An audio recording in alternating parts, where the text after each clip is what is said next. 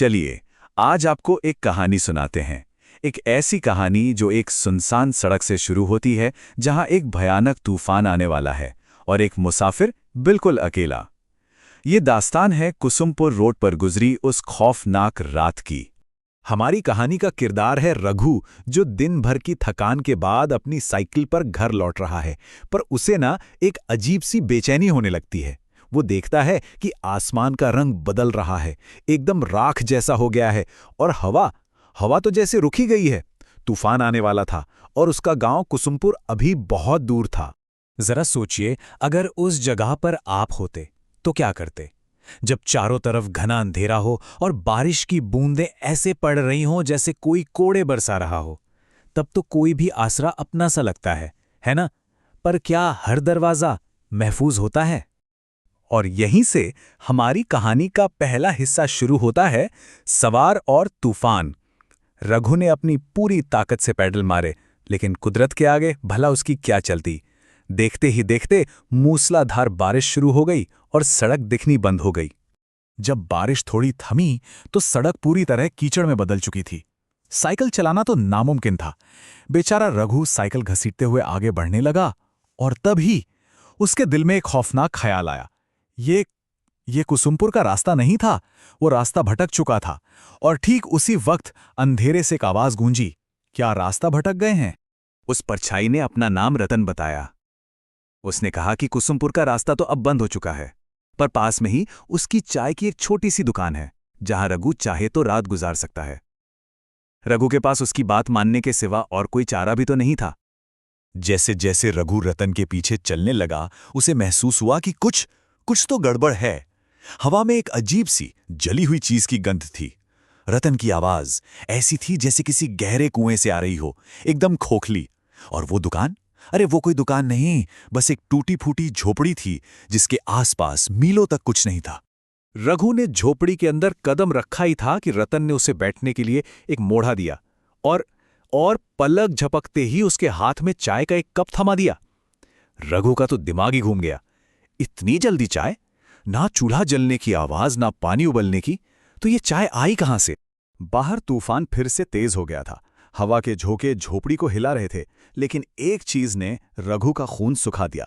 झोपड़ी के अंदर जो लालटेन जल रही थी ना, उसकी लौ जरा भी नहीं हिल रही थी।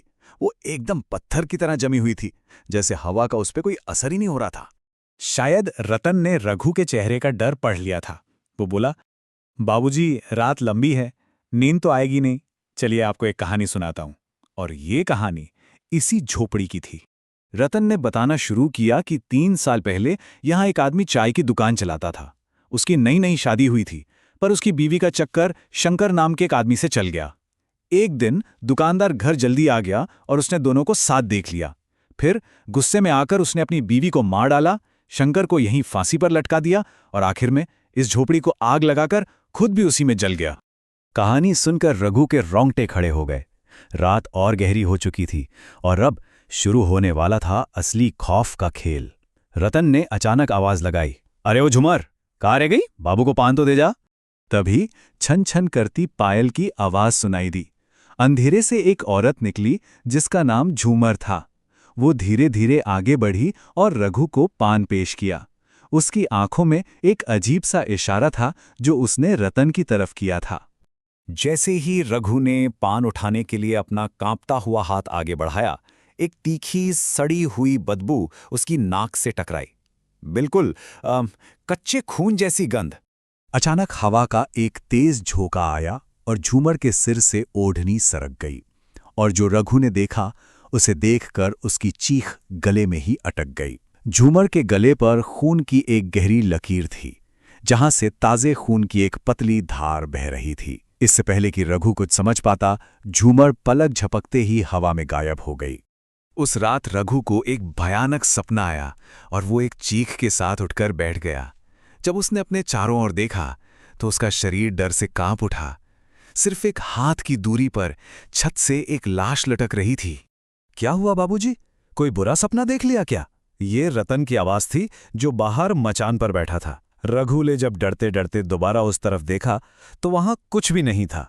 लाश गायब थी। रतन ने बड़े शांत भाव से कहा, वो सब बुरा सपना है। जैसे तैसे वो रात कटी। सुबह होते ही रघु ने चैन की सांस ली। उसने जल्दी जल्दी तैयार होकर वहां से निकलने का फैसला किया। उसने रतन को आवाज दी, पर कोई जवाब नहीं मिला। रघु ने अपनी साइकिल उठाई और चल पड़ा, लेकिन कुछ दूर जाते ही उसे याद आया कि वो जल्दबाजी में पैसों का बैग तो वहीं झोपड़ी में भूल आया है। उसके पास वापस लौटने के अलावा कोई और रास्ता नहीं था। लेकिन जब रघु उस जगह वापस पहुंचा तो उसके पैरों तले जमीन खिसक गई। वहां कोई झोपड़ी नहीं थी, वहां तो सिर्फ एक जली हुई काली झोपड़ी का ढांचा पड़ा हुआ था। रात की चाय की दुकान सुबह की राख में बदल चुकी थी। तभी उसे एक आवाज सुनाई दी। रघु तेजी से पलटा। उसने देखा कि कोई उसका पैसों वाला बैग हाथ में लिए खड़ा है। कौन हो तुम? रघु ने पूछा। जवाब आया, मैं झूमर। और तभी हवा का एक झोंका आया, ओढ़नी सरकी और वहीं सड़ी हुई खून की गंध रघु की नाक से टकराई। रघु की आंखों के सामने एक औरत का भयावह खून से सना चेहरा था। रघु होश खो बैठा और साइकिल समेत वहीं सड़क पर गिर पड़ा। तो अगली बार जब आप किसी सुनसान सड़क पर हों और सूरज डूब रहा हो तो जरा सोचिएगा कि आप असल में किससे बात कर रहे हैं।